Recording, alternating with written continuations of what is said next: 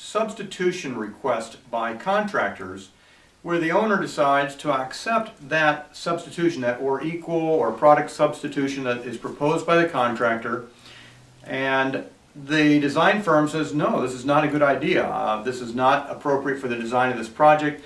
There are more risks inherent in making this substitution, and we advise the owner against it.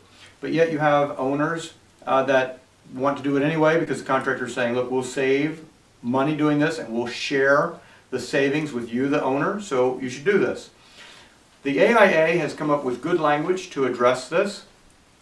The architect shall not be responsible for an owner's directive or substitution made without the architect's approval. What that effectively does is, if the owner decides to take a substitution and the architect has not approved of that substitution, then the owner assumes all that risk and can't come back to the architect and say, hey, you should have told us not to do it. You should have given us a more detailed explanation for why we should reject that equipment.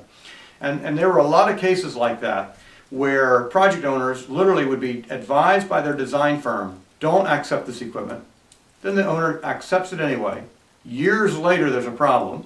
They come back to the design firm, they say the HVAC system isn't cooling the building well enough, we have this problem or that problem, and the architect or designer engineer says, but we told you not to accept the equipment. And the owner says, well, but you should have understood that we needed a better detailed explanation. We're just dumb owners, we don't know. And the courts have gone along with that. So this language, I think, effectively takes care of that problem, so that it says that the architect has no responsibility if that decision for substitution is made without the architect's approval.